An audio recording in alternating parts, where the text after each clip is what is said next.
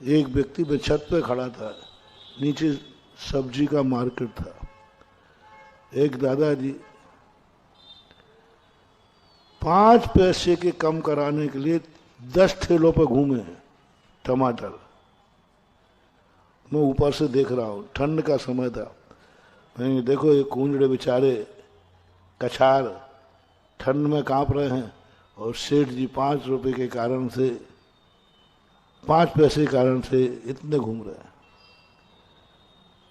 अब मैं कुछ बोलूंगा तो नहीं, देख रहा हूं जैसे वो उसी दिन पंचकल्याणक की बोलियां लगना थी। बहुत पुरानी घटना है, अगर आए तो उसके पहले की घटना, 93 से पहले की। तो बस वहां 6 लाख रुपए की बोली टूटी सौधर्मेंद्र की। उस समय 6 लाख मायना रखते थे बहुत में। मैंने देखा ये तो वही बुढ़ा है, और मैंने कहा ये तो वही दादाजी है, ये पैसा देगा कि नहीं देगा। अब मैंने कमेटी से पूछा, मैंने कि भैया ये इसका दिमाग तो ठीक है, कहीं गर्मी मरमी तो नहीं है। बोले महाराज जी आप कैसी बात कर रहे हैं, हमारा सेठ है। मैंने कि सेठ है धीरे, तो मैंने कि बोल के देता है कि नहीं।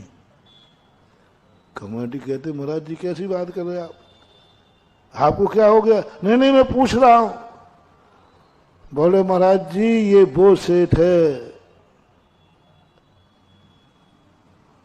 जो बोली बोलता है, बोली भी नहीं भी बोले, और जहां तक उसने बोली लगाई है वो भुना बेली का भी दान देता है।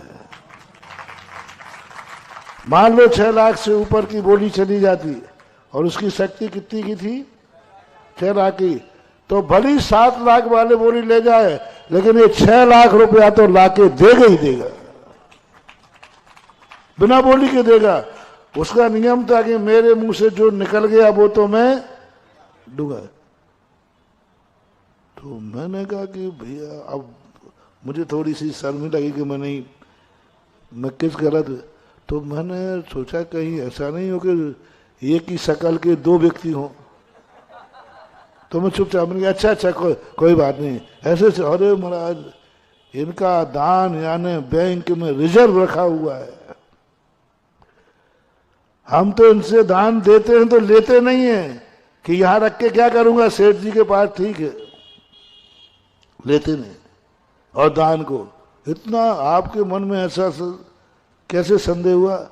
मैं थोड़ा समझ गया, नहीं कोई बात नहीं, यूं पर हमें तो गुड़ कर रहा था। प्रवचन के बाद उन दादाजी को मैंने बुलाया, मैंने कि दादाजी आप सुबह सब्जी लेने गए थे क्या। हमने कहा शायद दूसरा हो। हाँ गए थे महाराज। तो मैंने कहा कि आप 3-4 ठेलों पे 10 ठेलों घूमे थे। बोले घूमे थे, क्यों। बोले वो 5 पैसा कम नहीं कर रहा था। तो मैंने कहा दादाजी उधर तो 5 पैसे और यहाँ बोली ऐसे बढ़ा दी। आहा क्या समझाया उन्होंने।